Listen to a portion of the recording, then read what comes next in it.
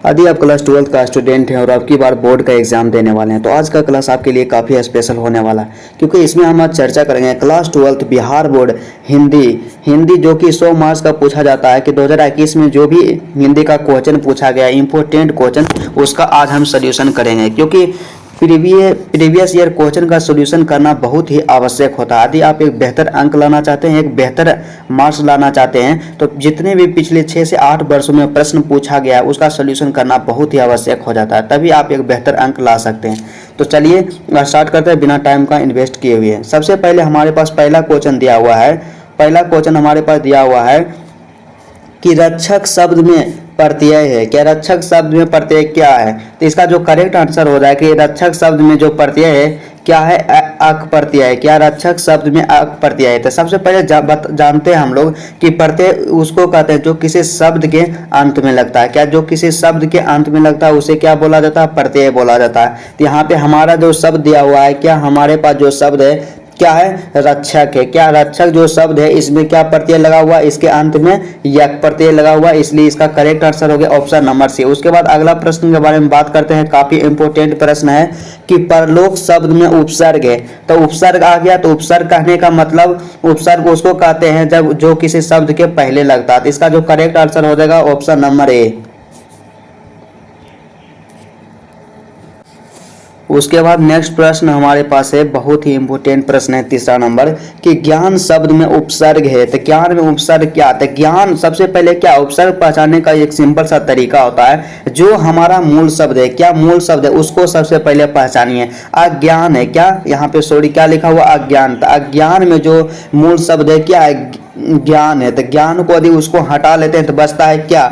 बचता है। तो इसका करेक्ट आंसर हो जाएगा कि अज्ञान में जो उपसर्ग लगा हुआ है उपसर्ग लगा हुआ है, इसका जो करेक्ट आंसर हो जाएगा ऑप्शन नंबर सी। क्या ऑप्शन नंबर सी इस प्रश्न का करेक्ट आंसर है। उसके बाद नेक्स्ट प्रश्न हमारे पास है, नकलची शब्द में प्रत्यय है। क्या नकलची शब्द में प्रत्यय है? तो इसका जो करेक्ट आंसर हो जाएगा नकलची शब्द में प्रत्यय है क्या है? ची है। उसके बाद अगला प्रश्न हमारे पास क्या दिया हुआ है, बहुत ही इंपॉर्टेंट प्रश्न है कि असोदा शब्द का संधि विच्छेद है। क्या असोदा शब्द का संधि विच्छेद है? इसका जो करेक्ट आंसर हो जाएगा असोदा शब्द का जो संधि विच्छेद होता है असधन दा।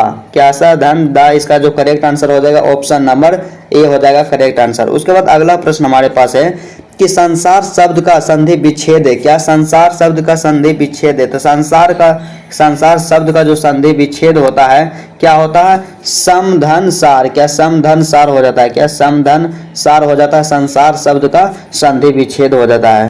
और यह एक क्या है? व्यंजन संधि है। क्या व्यंजन संधि है? यह एक क्या है? व्यंजन संधि। क्योंकि व्यंजन संधि का यहाँ रूल्स है कि म हलंत के बाद, क्या म हलंत के बाद वाला जो शब्द है, म हलंत के बाद अधिक कोई, म हलंत के बाद अधिक कोई अंतस्थ वर्ण या उष्ण वर्ण आ जाता है तो अनुस्वार में बदल जाता है। म हलंत अनुस्वार में बदल जाता है। मतलब व्यंजन संधि का एक रूल है कि यदि म हलंत के बाद, क्या म हलंत के बाद कोई भी अंतस्थ वर्ण या उष्ण वर्ण आता है तो म हलंत जो होता है अनुस्वार में बदल जाता है। इसलिए क्या हो जाएगा? संसार का जो संधि विच्छेद होगा समधन सार हो जाएगा। क्या समधन सार हो जाएगा। उसके बाद अगला प्रश्न हमारे पास दिया हुआ है, काफी महत्वपूर्ण प्रश्न है। क्या है कि पवन शब्द का संधि विच्छेद है। क्या पवन शब्द का संधि विच्छेद है? क्या है? तो पवन शब्द का जो संधि विच्छेद होगा क्या हो जाएगा?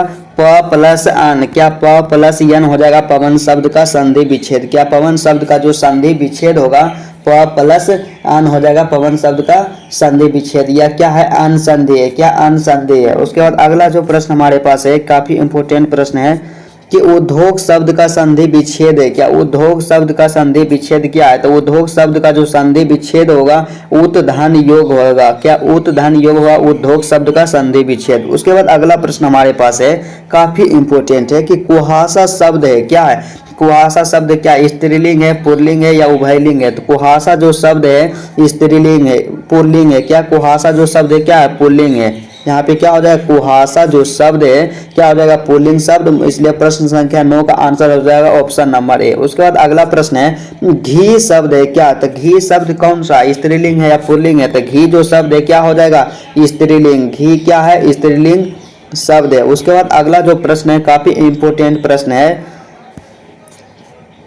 कि लीड बेटर की नज़र में जे कृष्णमूर्ति क्या थे। लीड बेटर के नज़र में जे कृष्णमूर्ति क्या थे। इसका जो करेक्ट आंसर हो जाएगा कि लीड बेटर की नज़र में जे कृष्णमूर्ति विश्व शिक्षक थे। क्या विश्व शिक्षक थे।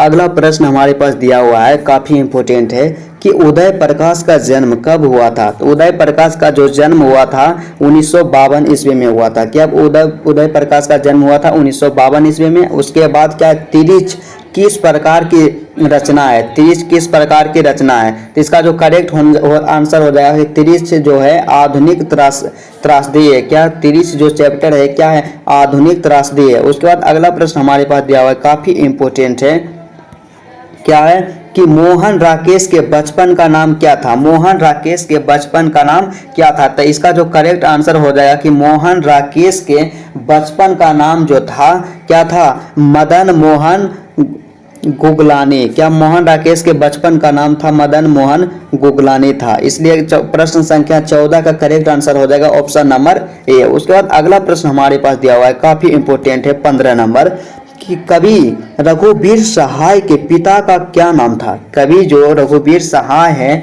उनके पिता का क्या नाम है। तो इसका जो करेक्ट आंसर हो जाएगा कि कवि रघुवीर सहाय के पिता का जो नाम था वो हरदेव सहाय था। क्या हरदेव सहाय कवि रघु सहाय के पिता का नाम था। उसके बाद अगला प्रश्न है कि प्राकृतिक वर्णन से संबंधित कविता है। क्या प्राकृतिक वर्णन से संबंधित कविता है। तो प्राकृतिक वर्णन से जो संबंधित कविता है क्या है, उषा है। क्योंकि उषा में उगते हुए सूर्य का चरित्र चित्रण किया गया है। क्या उषा जो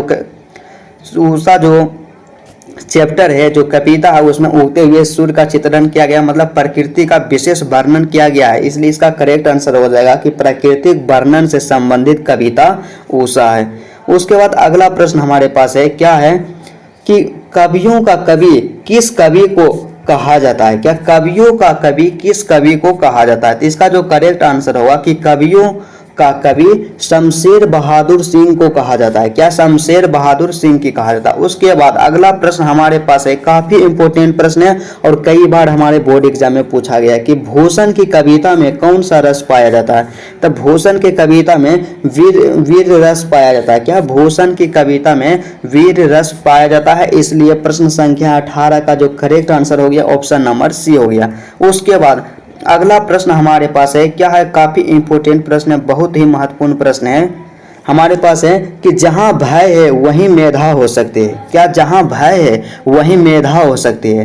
किस पठित पाठ की उक्ति है। मतलब किस पाठ में यह कहा गया है कि जहां भय है वहीं मेधा हो सकती है। तो इसका जो करेक्ट आंसर हो जाएगा कि शिक्षा जो पाठ है उसी में कहा गया है कि जहां भय है वहीं मेधा हो सकती है। उसके बाद अगला प्रश्न हमारे पास है, क्या है, शिक्षा के लेखक हैं जे कृष्णमूर्ति। क्या जे कृष्णमूर्ति शिक्षा चैप्टर के लेखक हैं। उसके बाद क्या, जे कृष्णमूर्ति का पूरा नाम क्या है। जे कृष्णमूर्ति का जो पूरा नाम क्या है। तो जे कृष्णमूर्ति का पूरा नाम है जिद्दू कृष्णमूर्ति। क्या, जिद्दू कृष्णमूर्ति। उसके बाद अगला प्रश्न है कि गोद में सोने वाला कहलाता है। क्या गोद में जो सोने वाला होता है उसको क्या कहते हैं। तो इसका जो करेक्ट आंसर हो जाएगा अंकशाई। क्या गोद में सोने वाला को कहते हैं अंकशाई कहते हैं। इसलिए इसका करेक्ट आंसर हो गया ऑप्शन नंबर सी अंकशाई। उसके बाद अगला प्रश्न क्या है, बहुत ही इंपॉर्टेंट प्रश्न है कि गुरु के समीप रहने वाला विद्यार्थी कहलाता है। जो गुरु के समीप रहता है वो विद्यार्थी क्या कहलाता है। तो गुरु के समीप रहने वाला विद्यार्थी कहलाता है अंतेवासी। क्या कहलाता है, अंतेवासी। इसलिए प्रश्न संख्या 22 का जो करेक्ट आंसर होगा ऑप्शन नंबर सी हो जाएगा। उसके बाद अगला प्रश्न है, बहुत ही महत्वपूर्ण प्रश्न है, क्या है कि जिसका खंडन ना किया जा सके वह कहलाता है। मतलब अनेक शब्दों के लिए एक शब्द। इससे यही स्पष्ट होता है कि आपको क्या करना है कि लिंग पढ़ लेना, स्त्रीलिंग पुल्लिंग पढ़ लेना, उसके बाद अनेक शब्दों के लिए एक शब्द पढ़ लेना, उसके बाद लेखक परिचय आपको ध्यान में रखना है, तभी आप एक बेहतर अंक ला सकते हैं। तो इसका जो करेक्ट आंसर होगा कि जिसका खंडन ना किया जा सके उसे कहते हैं अखंडनीय। क्या, जिसका खंडन नहीं किया जा सकता उसे कहते हैं अखंडनीय। उसके बाद दूसरा प्रश्न है, क्या है कि जिसका जन्म पहले हुआ हो, जिसका जन्म पहले हुआ हो वह कहलाता है। क्या कहलाता है, मतलब बड़ा भाई जिसका जन्म पहले हुआ उसको क्या बोल सकते हैं कि बड़ा भाई भी बोल सकते हैं। तो जिसका जन्म जो पहले हुआ उसको क्या कहते हैं, अग्रज कहते हैं, क्या, अग्रज। और जिसका जन्म बाद में होता है उसको बोलते हैं क्या, अनुज बोलते हैं। इसलिए इसका करेक्ट आंसर हो जाएगा ऑप्शन नंबर सी, जिसका जन्म पहले हुआ उसे अग्रज कहा जाता है। उसके बाद नेक्स्ट प्रश्न हमारे पास दिया हुआ है, बहुत ही महत्वपूर्ण प्रश्न है कि जिसके बिना काम ना चल सके के लिए शब्द है, या जिसके बिना काम ना चल सके के लिए शब्द है, क्या है। तो इसका जो करेक्ट आंसर हो जाएगा ऑप्शन नंबर ए, क्या, अपरिहार्य। जिसके बिना काम ना चल सके उसे क्या कहते हैं, अपरिहार्य। उसके बाद अगला प्रश्न हमारे पास दिया हुआ है, बहुत ही महत्वपूर्ण प्रश्न है। क्या है मेरे दोस्त, बहुत ही इंपॉर्टेंट प्रश्न है। क्या है कि जो खाने योग्य हो वह है, मतलब जो खाने योग्य होता है उसको क्या कहते हैं। तो जो खाने योग्य होता है उसको क्या कहते हैं, खाद्य कहते हैं, क्या, खाद्य कहते हैं। उसके बाद अगला प्रश्न है, क्या अनल शब्द का पर्यायवाची शब्द होगा। क्या अनल जो शब्द है, अनल शब्द का पर्यायवाची शब्द क्या होगा।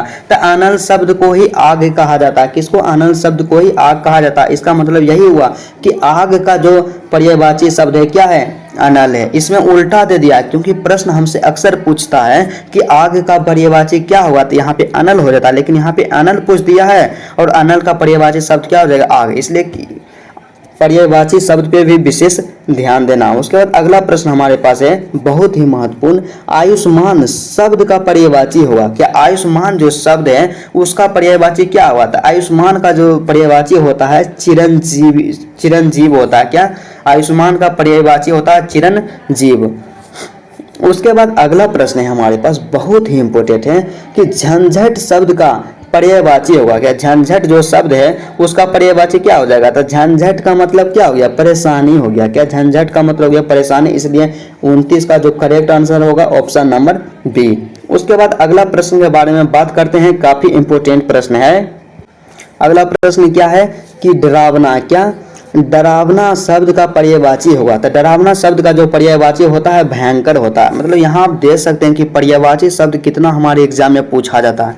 उसके बाद क्या है, आत्रा शब्द है। क्या, आत्रा जो शब्द है क्या है। तो आत्रा जो शब्द है क्या है, एक स्त्रीलिंग शब्द है, क्योंकि आकारांत पुल्लिंग जो आकारांत शब्द जो होता है क्या होता है, स्त्रीलिंग होता है। उसके बाद अगला प्रश्न है कि चमक शब्द है। क्या, चमक जो शब्द है क्या है। तो चमक जो शब्द है स्त्रीलिंग, चमक जो शब्द है क्या है, स्त्रीलिंग है। इसका जो करेक्ट आंसर हो जाएगा ऑप्शन नंबर बी, चमक क्या है, स्त्रीलिंग है। उसके बाद क्या है कि संधि के कितने भेद होते हैं। बहुत ही आसान प्रश्न है कि संधि के कितने भेद होते हैं। इसका जो करेक्ट आंसर हो जाएगा कि संधि के 3 भेद होते हैं, स्वर संधि, व्यंजन संधि और विसर्ग संधि। उसके बाद अगला प्रश्न हमारे पास है, क्या है कि पुराण शब्द का विशेषण है। क्या, पुराण शब्द का विशेषण है। तो पुराण शब्द का विशेषण हो जाएगा पौराणिक। क्या, पुराण शब्द का विशेषण हो जाएगा पौराणिक। यहाँ पे होगा क्या, यहाँ पे पौराणिक, थोड़ा सा टाइपिंग में मिस्टेक हो सकता हो गया होगा कि पौराण शब्द का जो विशेषण होता है पौराणिक होता है। उसके बाद अगला जो प्रश्न है क्या है, अगला प्रश्न हमारे पास है कि भीड़ शब्द है। क्या, मतलब भीड़ शब्द क्या है, संज्ञा है कि सर्वनाम। मतलब भीड़ जो शब्द है जाति संज्ञा में कौन संज्ञा है, कि जातिवाचक संज्ञा या समूहवाचक संज्ञा है, व्यक्तिवाचक संज्ञा है, दर्वाचक संज्ञा। तो भीड़ कहने का मतलब एक समूह का बोध होता है। क्या, भीड़ कहने का मतलब एक समूह का बोध होता है। तो जहाँ भी समूह का बोध हो जाए उसको बोलेंगे समूहवाचक संज्ञा। उसके बाद अगला प्रश्न हमारे पास है, क्या है कि ग्राम शब्द का विशेषण है। क्या, ग्राम शब्द का विशेषण है। तो ग्राम शब्द का विशेषण होता है ग्रामीण। उसके बाद अगला प्रश्न है, कारक के कितने भेद होते हैं। तो कारक के 8 भेद होते हैं। उसके बाद अगला प्रश्न है कि यह नया माल है, इस वाक्य में नया क्या है। तो यह नया माल है, इस वाक्य में नया जो है क्या है, एक विशेषण है। क्या, नया एक विशेषण है। उसके बाद अगला प्रश्न है, काफी इंपॉर्टेंट प्रश्न है कि जिसने गुरु से दीक्षा लियो के लिए एक शब्द है। मतलब जिसने गुरु से दीक्षा ली हो उसे क्या कहा जाता है। तो जिसने जो गुरु से दीक्षा लेता है उसे दीक्षित कहा जाता है।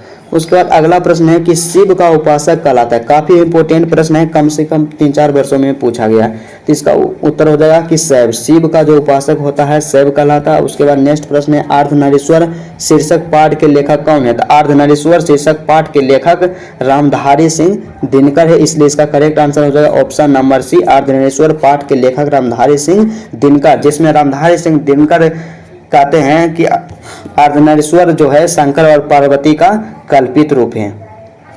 उसके बाद अगला प्रश्न है चंद्रधर शर्मा गुलेरी की कहानी है। तो चंद्रधर शर्मा गुलेरी की जो कहानी है उसने कहा था जो कहानी है हिंदी कहानी के साथ में मील के पत्थर साबित हुआ है। क्या मील के पत्थर उसने कहा था कहानी ही साबित हुआ है। हिंदी कहानी के इतिहास में मील के पत्थर माना गया है, उसने कहा था कहानी को। काफी इंपोर्टेंट प्रश्न है। उसके बाद क्या है शिक्षा शीर्षक निबंध के रचनाकार कौन है। तो शिक्षा जो है शिक्षा क्या है, शिक्षा एक निबंध है, उसके निबंधकार कौन है या रचनाकार कौन है। तो शिक्षा के लेखक हैं जे कृष्णमूर्ति। क्या जे कृष्णमूर्ति। उसके बाद अगला प्रश्न है कि निम्न में से किस कहानी में गैंग्रीन का उल्लेख किया गया। गैंग्रीन का उल्लेख किया गया। निम्न में से किस कहानी में गैंग्रीन का उल्लेख किया गया था। तो इसका जो करेक्ट आंसर होगा कि रोज कहानी में गैंग्रीन का उल्लेख किया गया है कि गैंग्रीन क्या है, एक तरह का बीमारी है। क्या गैंग्रीन एक तरह का बीमारी है और मालती के पति जो महेश्वर थे वही क्या थे, गैंग्रीन का एक इलाज करते थे, एक डॉक्टर थे। उसके बाद अगला प्रश्न है कि सिपाही की माँ की रचयिता कौन है। बहुत ही इंपॉर्टेंट प्रश्न है। क्या हो जाएगा, सिपाही के माँ के रचयिता मोहन राकेश। क्या करना है, चैप्टर और उसके लेखक के नाम को भी याद कर लेना है यदि आप एक बेहतर अंक लाना चाहते हैं तो। उसके बाद है ओ सदा नीरा किस विधा के अंतर्गत आता है। तो ओ सदा नीरा जो है मतलब किस विधा के अंतर्गत आता है। तो विधा के अंतर्गत कहने का मतलब वो नाटक है या निबंध है या आत्मकथा है या कहानी है। तो ओ सदा नीरा जो है एक क्या निबंध है। क्या ओ सदा नीरा जो पाठ है, ओ सदा नीरा जो पाठ है क्या है, एक निबंध है। इसका करेक्ट आंसर हो जाएगा ऑप्शन नंबर बी। यदि आप इस चैनल पे नए हैं तो चैनल को जरूर सब्सक्राइब कर लीजिएगा क्योंकि इस चैनल में हम क्लास 12 के सभी सब्जेक्ट का पिछले साल पूछे गए सभी ऑब्जेक्टिव का सॉल्यूशन करवाएंगे बहुत ही आसान तरीका से। उसके बाद अगला प्रश्न है कि जयप्रकाश नारायण रचित पाठ का नाम क्या है। अरे भाई कितना आसान प्रश्न है कि जयप्रकाश नारायण रचित पाठ का नाम क्या है, संपूर्ण क्रांति। क्या संपूर्ण क्रांति जो कि 1974 ईस्वी में लिखा गया था जयप्रकाश नारायण के द्वारा। जयप्रकाश नारायण के जो पाठ है क्या है, एक भाषण है। क्या है, एक भाषण है जो पटना के गांधी मैदान में 1974 ईस्वी में दिया गया था। उसके बाद अगला प्रश्न है कि बाल कृष्ण भट्ट किस युग के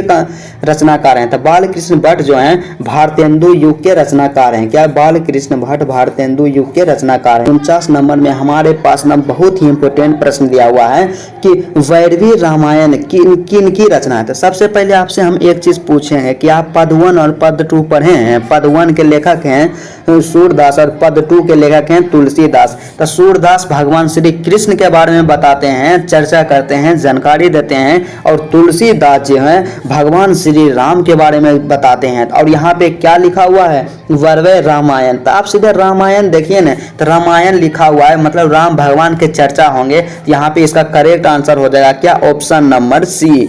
क्या हो जाएगा, तुलसीदास। तुलसीदास ही भगवान राम के बारे में विस्तृत पूर्वक जानकारी देते हैं कि वो राम भक्ति हमेशा करते रहते हैं। उसके बाद अगला प्रश्न है क्या है कि बीजक के रचयिता कौन है। तो बीजक के रचयिता कौन है। तो बीजक के जो रचयिता हैं कबीर दास हैं। क्या बीजक के जो रचयिता हैं क्या है, कबीर दास। इसलिए प्रश्न संख्या 50 का जो करेक्ट आंसर हो जाएगा ऑप्शन नंबर बी हो जाएगा।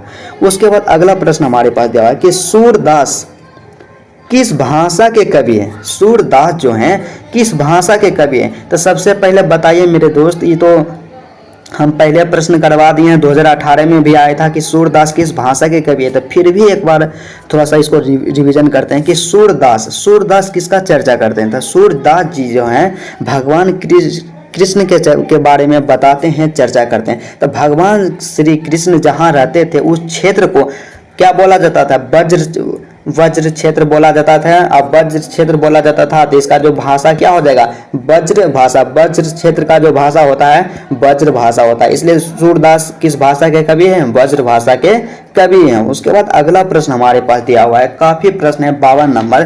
क्या है कि दलित साहित्य का सौंदर्य नामक आलोचना पुस्तक किसने लिखी। मतलब दलित साहित्य का सौंदर्य नामक आलोचना एगो पुस्तक है, उसको किसने लिखा था। तो उसको जो लिखे थे ओम प्रकाश वाल्मीकि लिखे थे। क्या ओम प्रकाश वाल्मीकि लिखे थे। इसलिए प्रश्न संख्या 52 का करेक्ट आंसर हो जाएगा ऑप्शन नंबर ए। उसके बाद अगला प्रश्न है, काफी इंपोर्टेंट प्रश्न है। क्या है, ओ सदा नीरा शीर्षक निबंध में वर्णित मन कैसे ताले। क्या ओ सदा नीरा शीर्षक निबंध में वर्णित मन कैसे तालें। इसका जो करेक्ट आंसर हो जाएगा, क्या हो जाएगा इसका करेक्ट कि गहरे और विशाल। क्या गहरे और विशाल, क्या गहरे और विशाल मतलब ओ सदा नीरा शीर्षक निबंध में वर्णित मन कैसे ताल है, गहरे और क्या है, विशाल है। उसके बाद अगला प्रश्न है, क्या बहुत ही इंपॉर्टेंट प्रश्न है कि किसकी विजय हुई, सेना की कि नागरिकों की। किस पंक्ति जो है किस पाठ से ली गई है, मतलब किस पाठ में ऐसा कहा गया है कि किसकी विजय हुई, सेना की कि नागरिकों की, किस पाठ में कहा गया है। तो इसका जो करेक्ट आंसर होगा कि हार जीत पाठ ही है जिसमें कहा गया है कि किसकी विजय हुई, सेना की कि नागरिकों की। उसके बाद अगला प्रश्न है, बहुत ही इंपॉर्टेंट प्रश्न है, क्या है कि अशोक वाजपेयी जी का मूल निवास स्थान कहाँ है। मतलब अशोक वाजपेयी जी का मूल निवास स्थान कहाँ थे, वो मूल रूप से कहाँ रहते थे। तो उसका जो करेक्ट आंसर हो जाएगा कि सागर मध्य प्रदेश। क्या सागर मध्य प्रदेश अशोक वाजपेयी जी का क्या था, मूल निवास स्थान था। उसके बाद क्या है अगला प्रश्न, ये क्लर्क की मौत। क्या क्लर्क की मौत शीर्षक कहानी में क्लर्क का क्या नाम था। तो सबसे पहले बता देते हैं, आप सब भी कंफ्यूज थोड़ा सा हो गए कि क्लर्क की मौत कहाँ से लिया गया है, मतलब किस कहानी के है। तो क्लर्क की मौत जो है ना स्टोरी, एक छोटा जो बुक आता है ना किताब, हिंदी वाला जो छोटा किताब, उसी में चर्चा है कि क्लर्क की मौत। तो क्लर्क की मौत शीर्षक कहानी में क्लर्क का जो नाम है क्या है, ऑप्शन नंबर ए, मतलब इवान टमीचित्र चेख्याकोव। कितना हार्ड नाम है। उसके बाद अगला प्रश्न है हमारे पास दिया हुआ है, मतलब इसका जो करेक्ट आंसर हो जाएगा क्या हो जाएगा, ऑप्शन नंबर ए हो जाएगा। उसके बाद अगला प्रश्न हमारे पास दिया हुआ है, बहुत ही महत्वपूर्ण प्रश्न है कि ईमानदार शब्द का विलोम क्या होगा। अरे भाई साहब, ईमानदार शब्द का क्या विलोम हो जाएगा, बेईमान हो जाएगा। उसके बाद अगला है आवरण शब्द का विलोम होगा। क्या आवरण शब्द का जो विलोम होगा क्या होता है, आवरण का जो विलोम हो जाता है अनावरण हो जाता है। क्या आवरण शब्द का विलोम हो जाता है, अनावरण। उसके बाद नेक्स्ट प्रश्न हमारे पास दिया हुआ है, काफी इंपोर्टेंट प्रश्न है, ऊंच शब्द का विलोम है। तो ऊंच शब्द का विलोम क्या हो जाएगा, नीच हो जाएगा। उप शब्द का विलोम नीच, इसलिए ऑप्शन नंबर सी क्या है, करेक्ट है। उसके बाद अगला प्रश्न है, क्या है, बहुत ही इंपोर्टेंट प्रश्न है कि कठोर शब्द का विलोम क्या है। तो कठोर शब्द का जो विलोम होता है क्या होता है, कोमल होता है, बहुत ही आसान है। उसके बाद अगला है भक्तमाल किसकी रचना है। भक्तमाल किसकी रचना है, तो भक्तमाल जो है क्या है, नाभा दास की रचना है। क्या भक्तमाल जो है नाभा दास की रचना है, इसलिए इसका करेक्ट आंसर हो जाएगा ऑप्शन नंबर ए, 61 का correct answer option number A. उसके बाद अगला प्रश्न हमारे पास दिया हुआ काफी इंपॉर्टेंट है कि हिंदी कहानी के विकास में, क्या हिंदी कहानी के विकास में मील का पत्थर कौन सी कहानी मानी जाती है। आपको बताए थे कि हिंदी कहानी के विकास में मील का जो पत्थर माना जाता है, क्या उसने कहा था कहानी माना जाता है। क्या उसने कहा था कहानी माना जाता है, जिसके लेखक चंद्रधर शर्मा गुलेरी जी हैं। क्या जिसके लेखक चंद्रधर शर्मा गुलेरी जी हैं, और उसने कहा था जो कहानी है वो 1915 ईस्वी में लिखा गया था। क्या 1915 ईस्वी में लिखा गया था। उसके बाद नेक्स्ट प्रश्न है, क्या है कि जयशंकर प्रसाद का महाकाव्य है। क्या जयशंकर प्रसाद का महाकाव्य है। तो जयशंकर प्रसाद का जो महाकाव्य है वो क्या है, क्या कामायनी है। क्या जयशंकर प्रसाद का जो महाकाव्य है कामायनी है, इसका correct answer option number A. उसके बाद अगला प्रश्न हमारे पास है कि पुत्र वियोग शीर्षक कविता की कवित्री कौन है। मतलब पुत्र वियोग जो है शीर्षक कविता के कवित्री कौन है, मतलब पुत्र वियोग जो चैप्टर है उसको किसने लिखे हैं। तो इसका करेक्ट आंसर होगा सुभद्रा कुमारी चौहान पुत्र वियोग शीर्षक कविता के कवित्री हैं। उसके बाद नेक्स्ट प्रश्न हमारे पास दिया हुआ है, काफी इंपोर्टेंट है, 65 नंबर कि मालती किस कहानी की पात्रा है। तो मालती जो है रोज कहानी की पात्रा है। काफी इंपोर्टेंट प्रश्न है, कई बार पूछा गया है।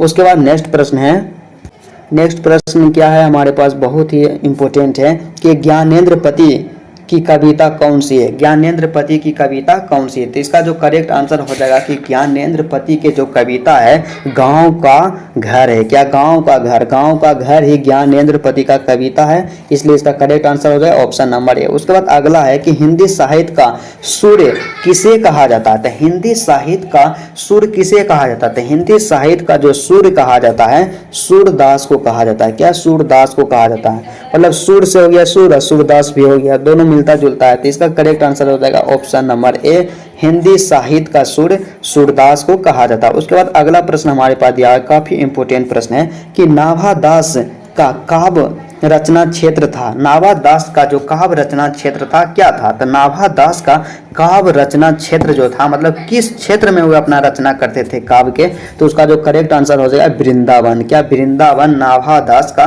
काव्य रचना क्षेत्र है। उसके बाद अगला प्रश्न हमारे पास काफी इंपॉर्टेंट है कि सुभद्रा कुमारी चौहान का जन्म कब हुआ था। क्या सुभद्रा कुमारी चौहान का जन्म कब हुआ था। इसका जो करेक्ट आंसर हो जाएगा सुभद्रा कुमारी चौहान का जो जन्म हुआ था 1904 ईस्वी में हुआ था। क्या 1904 ईस्वी में सुभद्रा कुमारी चौहान का जन्म हुआ था, जो कि पुत्र वियोग चैप्टर के लेखिका हैं। उसके बाद अगला प्रश्न हमारे पास क्या है कि मुक्ति बोध का जन्म स्थल है। क्या मुक्ति बोध का जन्म स्थल कहाँ है। तो मुक्ति बोध का जो जन्म स्थल है रामगढ़ है। क्या रामगढ़ है। मुक्ति बोध का जो जन्म स्थल है रामगढ़ है। मुक्ति बोध का पूरा नाम है गजानंद माधव मुक्ति बोध। उसके बाद अगला प्रश्न है काफी इंपॉर्टेंट है कि आस्तीन का सांप होना मुहावरे का अर्थ है। तो आस्तीन का सांप होना मुहावरे का अर्थ है कि घर में छिपा शत्रु। कि आस्तीन का सांप होना मुहावरे का अर्थ है घर में छिपा शत्रु। उसके बाद अगला प्रश्न है काफी इंपॉर्टेंट प्रश्न है, 100 ऑब्जेक्टिव है यहाँ पे कि हाथ का मैल होना मुहावरे का अर्थ है। क्या हाथ का मैल होना मुहावरे का अर्थ है क्या है। तो हाथ का मैल होना मुहावरे का जो अर्थ है क्या होता है तुच्छ होना। क्या तुच्छ होना, मतलब किसी को नहीं बोलता ये तो मेरा हाथ का मैल है, लेकिन नहीं, हाथ का मैल होना मुहावरे का अर्थ है तुच्छ होना। उसके बाद अगला प्रश्न हमारे पास दिया गया है काफी इंपॉर्टेंट है कि माथा ठनकना मुहावरे का अर्थ है। क्या माथा ठनकना मुहावरे का अर्थ है। माथा ठनकना मुहावरे का अर्थ है आशंका होना। क्या माथा ठनकना मुहावरे का जो अर्थ है वो क्या होता है आशंका होना। उसके बाद अगला प्रश्न हमारे पास दिया काफी इंपॉर्टेंट प्रश्न है कि तूती बोलना मुहावरे का अर्थ है। क्या तूती बोलना मुहावरे का अर्थ है। इसका जो करेक्ट आंसर हो जाएगा कि तूती बोलना मुहावरे का जो अर्थ होता है धाक जमाना होता है। क्या धाक जमाना। उसके बाद है क्या कि उल्टी गंगा बहाना मुहावरे का अर्थ है। क्या उल्टी गंगा बहाना मुहावरे का जो अर्थ होता है विपरीत कार्य करना। क्या विपरीत कार्य करना। इसलिए इसका करेक्ट आंसर हो जाएगा ऑप्शन नंबर सी, उल्टी गंगा बहाना मुहावरे का जो अर्थ है विपरीत कार्य करना। उसके बाद अगला प्रश्न है क्या हमारे पास है कि रसोई घर कौन सा समास है। रसोई घर कौन सा समास है। तो समास के लिए यहाँ पे आ गया तो रसोई घर। तो रसोई घर का जब हम विग्रह करेंगे तो आएगा क्या रसोई के लिए घर, मतलब जो रसोई का घर होता है उसे रसोई घर कहते हैं। तो यहाँ पे विग्रह करने पर विभक्ति चिन्ह आता है, तो जहाँ पे विभक्ति चिन्ह आ गया समझ लीजिएगा क्या हो गया तत्पुरुष समास हो गया। उसके बाद चंद्रशेखर। क्या चंद्रशेखर शब्द में कौन सा समास है। तो चंद्रशेखर किसको कहते हैं भगवान शंकर को कहते हैं, इसलिए भगवान देवी देवता का जब नाम आता है तो वहाँ पे क्या हो जाएगा बहुपीठीय समास हो जाएगा, इसलिए 77 का ऑप्शन नंबर 1 करेक्ट है। उसके बाद क्या है वन मानुष कौन शब्द कौन समास है। तो वन मानुष जो है कौन सा समास है। तो वन मानुष सबसे पहले कहते हैं किसको। तो वन मानुष का जब हम विग्रह करेंगे तो वन में रहने वाला मानव को वन मानुष कहा जाता है, इसलिए विभक्ति चिन्ह आ गया तो इसका करेक्ट आंसर हो जाएगा तत्पुरुष समास। उसके बाद क्या है कि त्रिफला शब्द कौन सा समास है। तो त्रिफला में क्या है त्रि यहाँ पे आया, त्रि का मतलब गया तीन, तीन एक संख्या है, तो जब संख्या आता है तो द्विगु समास हो जाता है। क्या द्विगु समास, इसलिए इसका करेक्ट आंसर हो जाएगा ऑप्शन नंबर ए। उसके बाद अगला प्रश्न हमारे पास दिया हुआ है काफी इंपॉर्टेंट है, क्या है कि धीरे धीरे कौन सा समास है। इतना आसान है कि धीरे धीरे, तो धीरे धीरे में यहाँ क्या आ गया योजक चिन्ह आ गया। क्या धीरे धीरे जो है यहाँ पे आ गया योजक चिन्ह। तो योजक चिन्ह जब आता है ना तो द्वंद्व समास हो जाता है। यदि आप समास का क्लास नहीं किए हैं तो मेरे चैनल पे क्लास अपलोड है, आप उसे कर सकते हैं। उसके बाद दूसरा क्या है कि आलस शब्द का विशेषण क्या है। आलस शब्द का विशेषण क्या है। तो आलस शब्द का जो विशेषण होता है आलसी होता है। क्या आलस शब्द का विशेषण जो होता है क्या होता है आलसी होता है। उसके बाद अगला प्रश्न हमारे पास दिया है 82 नंबर, अधपका शब्द में उपसर्ग है। अब अधपका शब्द में उपसर्ग है क्या है। तो अधपका जो शब्द है उसमें उपसर्ग है क्या है अध। क्या अधपका शब्द में उपसर्ग यद है, इसलिए करेक्ट आंसर हो जाएगा ऑप्शन नंबर ए। उसके बाद क्या है दूसरा है कि सपरिवार शब्द में उपसर्ग है। सपरिवार शब्द में उपसर्ग है। तो उपसर्ग पहचानने का एक सिंपल सा तरीका होता है। सबसे पहले जाने को उपसर्ग कहते हैं किसको। तो वैसा शब्दांश जो किसी शब्द के पहले लगता है। क्या जो किसी शब्द के पहले लगता है उसे उपसर्ग कहते हैं। तो इसमें पहचानने का सिंपल सा तरीका क्या है कि जो शब्द हमारे पास दिया हुआ है क्या है, सपरिवार। तो सपरिवार का मूल शब्द क्या है, परिवार। तो परिवार में एक्स्ट्रा क्या लगा हुआ है, स, तो इसमें क्या उपसर्ग हो जाएगा, स उपसर्ग हो जाएगा, इसलिए करेक्ट आंसर हो गया ऑप्शन नंबर ए। उसके बाद अगला प्रश्न है, अगला प्रश्न हमारे पास दिया हुआ है कि अंकुरित शब्द में प्रत्यय है, क्या अंकुरित शब्द में प्रत्यय है। तो अंकुरित शब्द में जो प्रत्यय है ईट प्रत्यय है। क्या अंकुरित शब्द में कौन सा प्रत्यय है, ईट प्रत्यय है, क्योंकि अंकुरित जो शब्द है उसमें मूल शब्द क्या है, अंकुर है, मूल शब्द अंकुर है। यहाँ पे इसमें ईट लग गया तो हो गया अंकुरित, इसलिए इसका करेक्ट आंसर हो जाएगा ऑप्शन नंबर सी। उसके बाद नेक्स्ट प्रश्न है 85 नंबर, काफी इंपॉर्टेंट शब्द है, शब्द नहीं प्रश्न है कि महिमा शब्द में प्रत्यय है, महिमा शब्द में प्रत्यय है। तो महिमा जो शब्द है इसमें प्रत्यय क्या है, तो महिमा जो शब्द है इसमें प्रत्यय हो जाएगा या, महिमा शब्द में प्रत्यय क्या हो जाएगा या, इसलिए इसका करेक्ट आंसर हो गया ऑप्शन नंबर डी। उसके बाद अगला प्रश्न है आनंदमय, आनंदमय शब्द कौन सा समास है। तो आनंदमय, आनंदमय कहने का मतलब क्या हो गया कि जो आनंद में मय है उसे आनंदमय कहा जाता है। क्या हुआ, आनंद में मय, आनंदमय।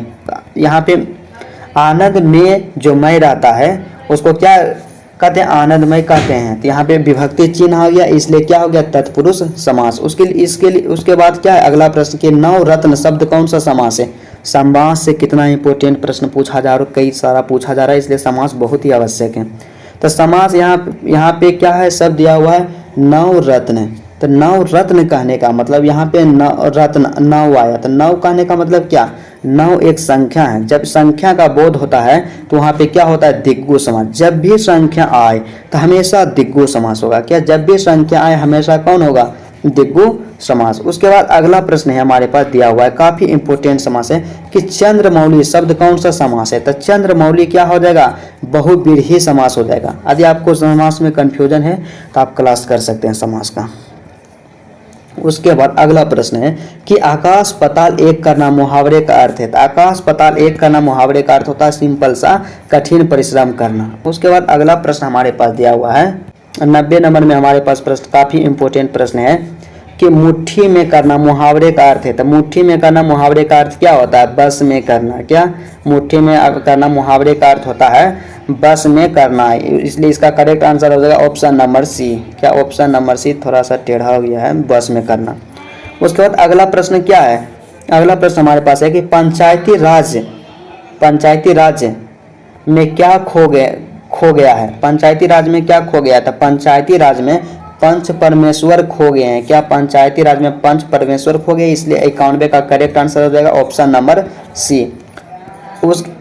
उसके बाद अगला प्रश्न है क्या है कि अंतोन चेखव की कहानी है। क्या, अंतोन चेखव की कहानी है। तो अंतोन चेखव की जो कहानी है क्या है, तो इसका जो करेक्ट आंसर हो जाएगा कि अंतोन चेखव की कहानी क्लर्क की मौत है। कि अंतोन चेखव की कहानी क्लर्क की मौत है। यहाँ से दो प्रश्न बनता है कि क्लर्क के मौत की मतलब के लेखक कौन है, तो अंतोन चेखव हो जाएगा। दूसरा प्रश्न है कि यहाँ पे दिया हुआ है कि अंतोन चेखव की कहानी क्या है, क्लर्क की मौत। उसके बाद नेक्स्ट प्रश्न हमारे पास दिया हुआ है, काफी इंपॉर्टेंट प्रश्न है, इससे कई बार प्रश्न हमारे एग्जाम में पूछा गया है।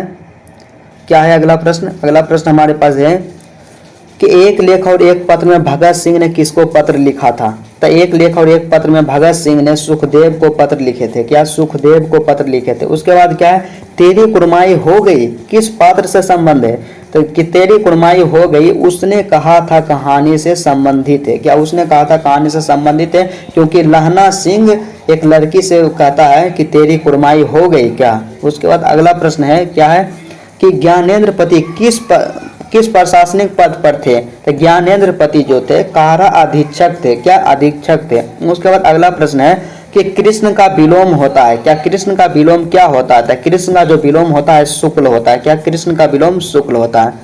उसके बाद क्या है अगला है कि स्तुति शब्द का विलोम होता है। तो स्तुति शब्द का जो विलोम होता है क्या होता है, निंदा होता है, स्तुति का निंदा। उसके बाद नेक्स्ट है संध्या शब्द का विलोम है। तो संध्या शब्द का जो विलोम हो जाएगा प्रातः हो जाएगा। उसके बाद नेक्स्ट है दूषित शब्द का विलोम है। तो दूषित का जो विलोम होता है क्या होता है, स्वच्छ होता है। क्या, दूषित का विलोम स्वच्छ होता है। उसके बाद नेक्स्ट है कि शेष शब्द का विलोम है। तो शेष शब्द का जो विलोम होता है क्या होता है, अशेष होता है। क्या शेष का जो विलोम होता है अशेष से। तो चलिए आज का क्लास यहीं तक रहता है। यदि आपको वीडियो अच्छा लगा तो चैनल को जरूर सब्सक्राइब कीजिएगा।